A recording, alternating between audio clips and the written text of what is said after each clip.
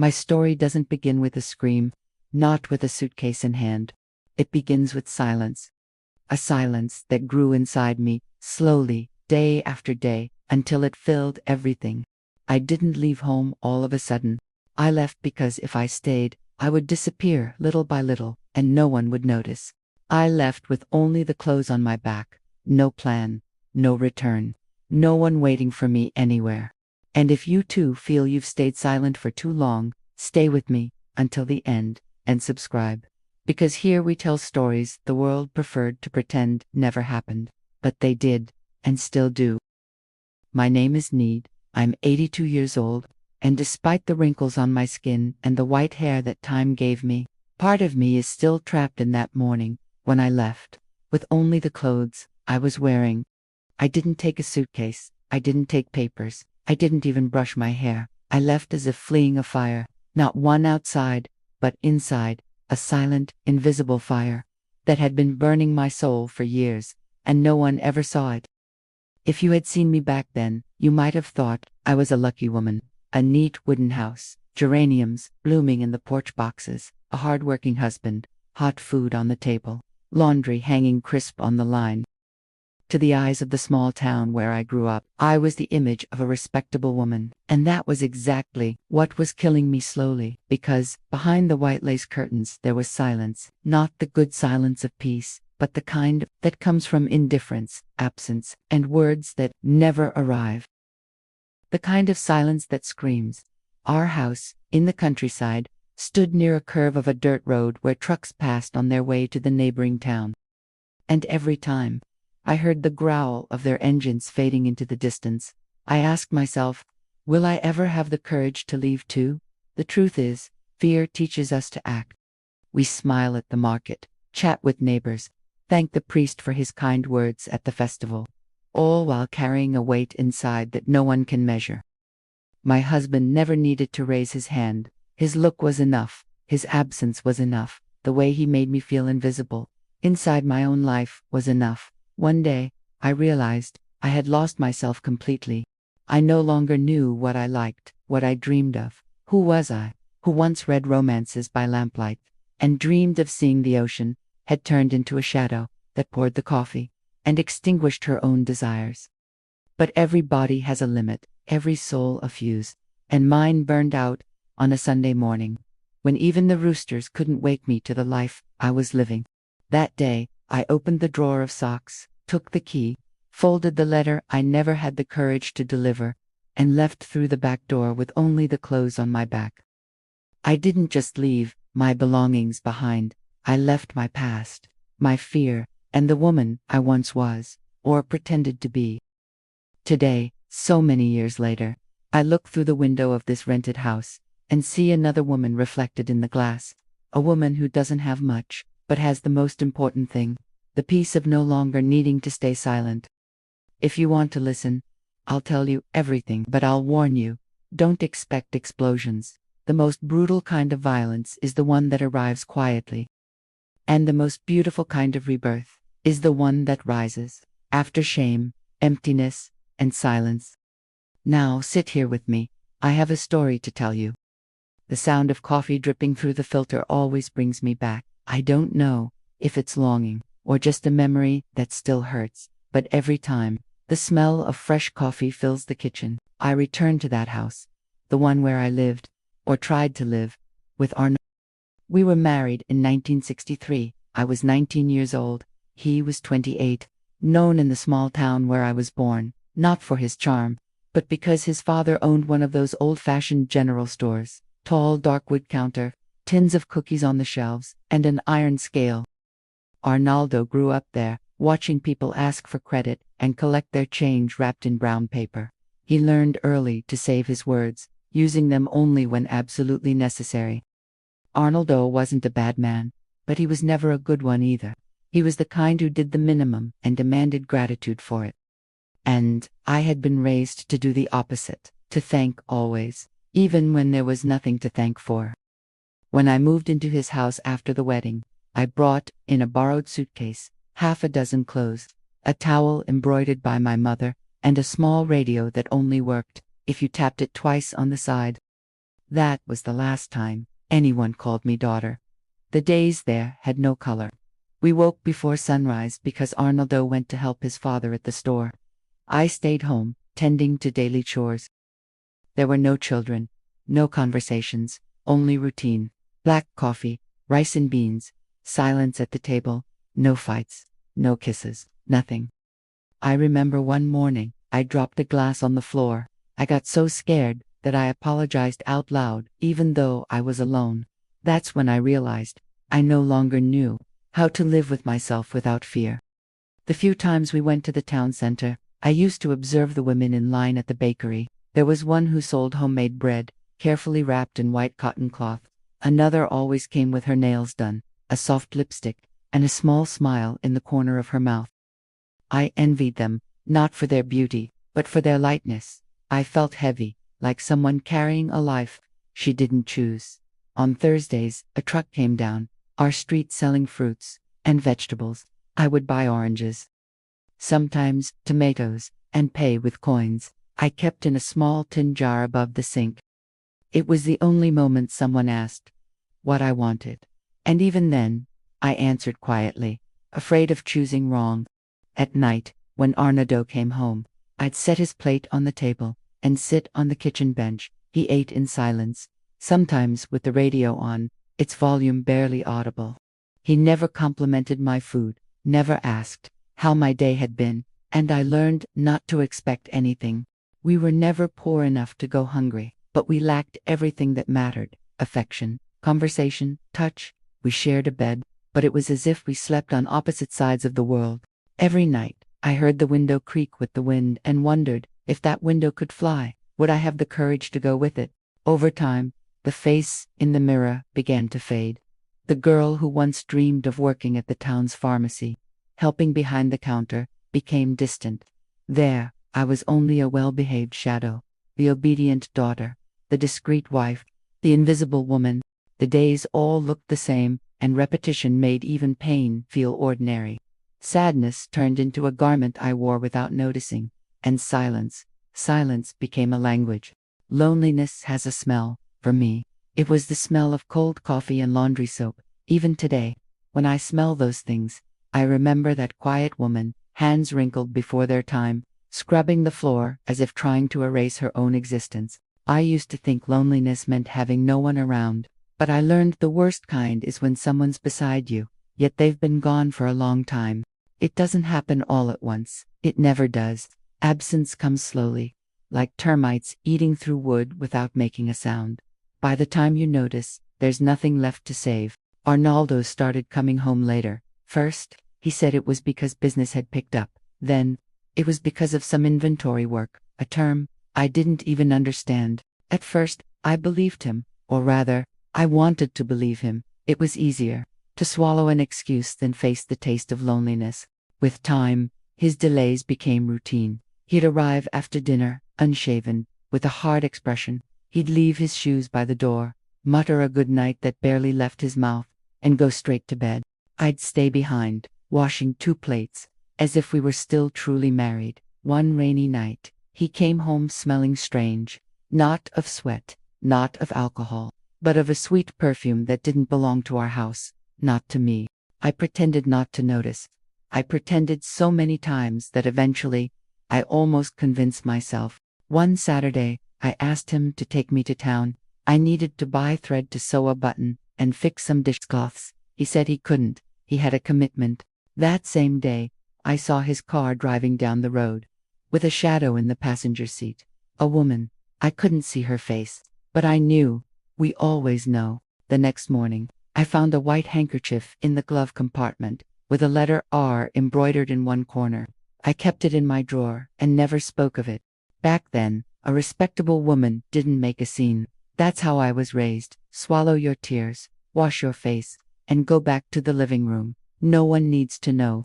And that's what I did first. I hid the handkerchief. Then, I hid the pain.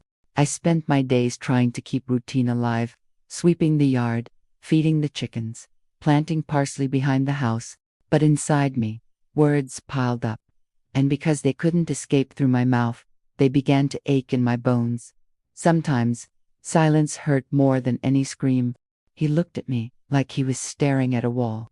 And when he spoke, it was only to ask for dinner or complain that the sugar was gone. I answered with yes, or I'll see to it.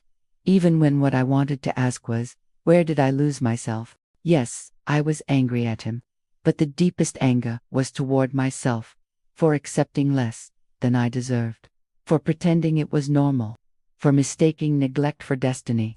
One cold morning, I went to the backyard to fetch firewood. As I was crouching, I saw a younger neighbor passing on the other side of the fence. She wore a light-colored coat and walked with steady steps. She smiled at me and waved. I smiled back, but when I came inside, I cried quietly over the sink.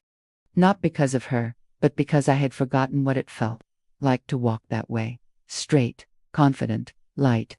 The pain of not being loved settles in like an uninvited guest that never says when it'll leave.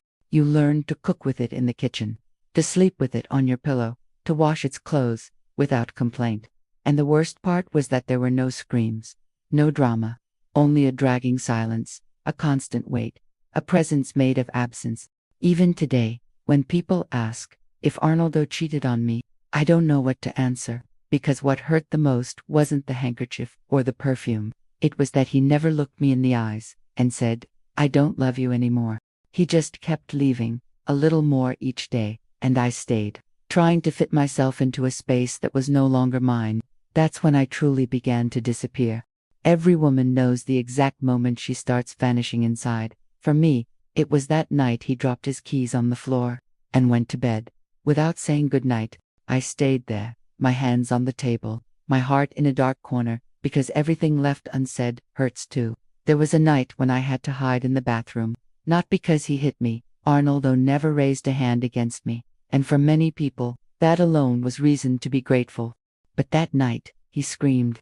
A scream filled with a restrained hatred I had never seen before. A rage that didn't come from me, but that he poured out as if I were to blame for everything he didn't have the courage to face. It all began because of the stove. The rice was overcooked. He sat down, took one bite, and shoved the plate away. The spoon clattered to the floor. You can't even cook anymore, Neid. That was it, just that. But in his tone, in that tone, there were years of accumulated contempt. I froze, so did he. But his eyes were hard, cold, as if I were an old piece of furniture he no longer wanted around. I didn't answer. I just picked up the spoon, washed it, and went to the bedroom. A few minutes later, he came in behind me, silent now. Don't even have the courage to apologize. I took a deep breath. I didn't cry, didn't yell, but my body trembled like a green branch in the wind.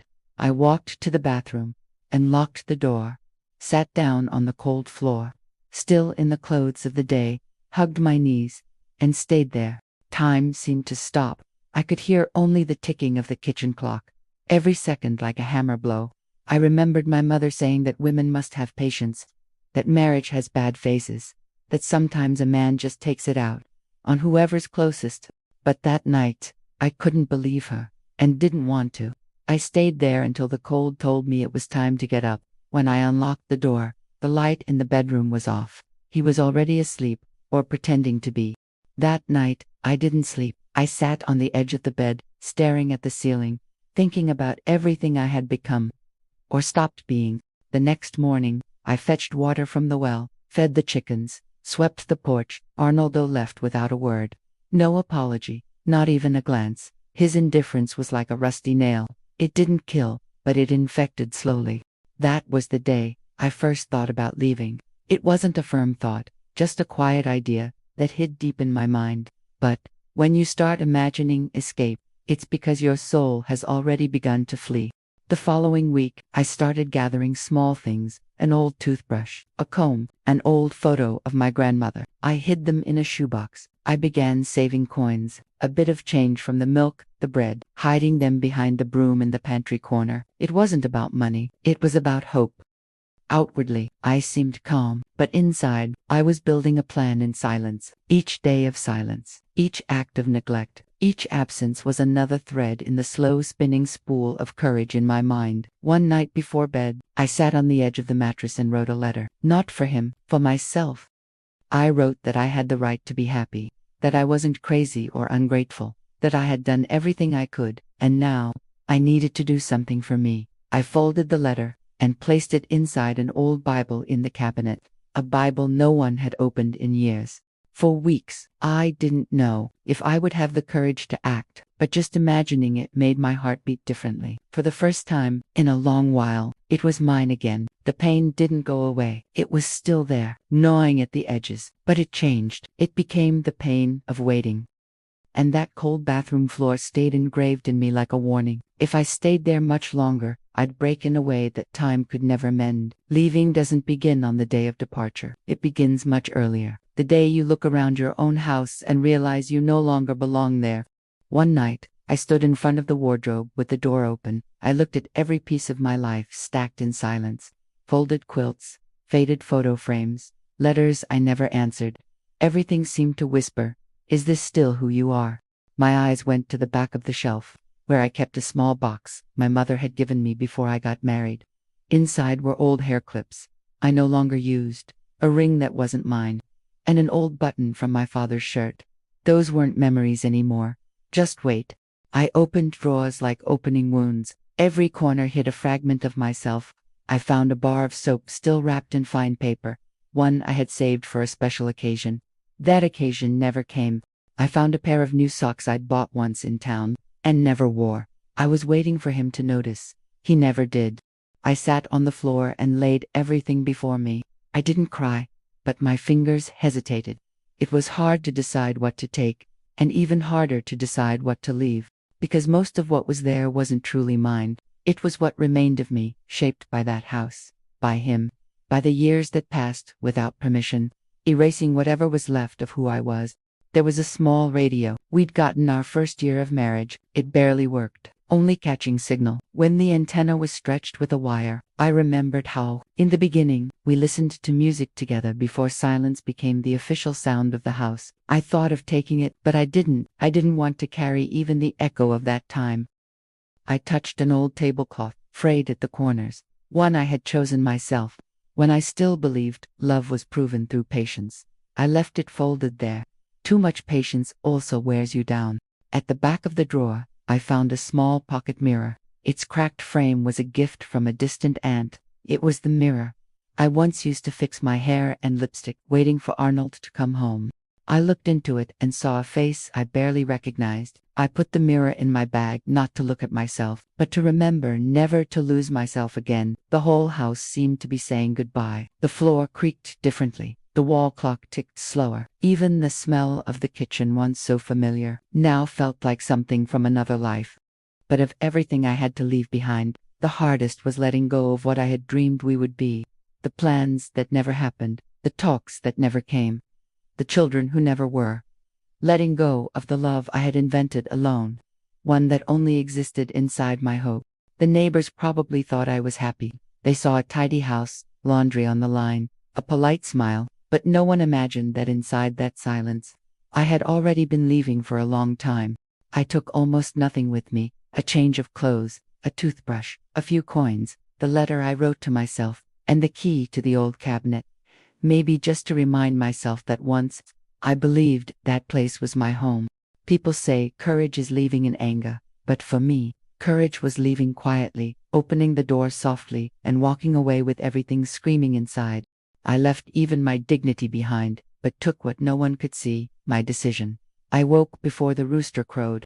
It was a Tuesday, I'll never forget. The sky was still dark. That moment just before dawn when everything seems suspended, as if time itself holds its breath with you. I sat on the edge of the bed. Arnoldo slept facing the wall. He didn't stir. I picked up the bag I had prepared. Not a pretty one, but a rough fabric one I used for groceries. Inside I placed only the essentials: a toothbrush, socks, the folded letter, and the key. The small bills were hidden in the lining, like a secret. No papers, no photos, nothing with his face. I wore the same clothes as the day before: a dark skirt, a wrinkled blouse. Whoever leaves to survive doesn't match colors or fold neatly.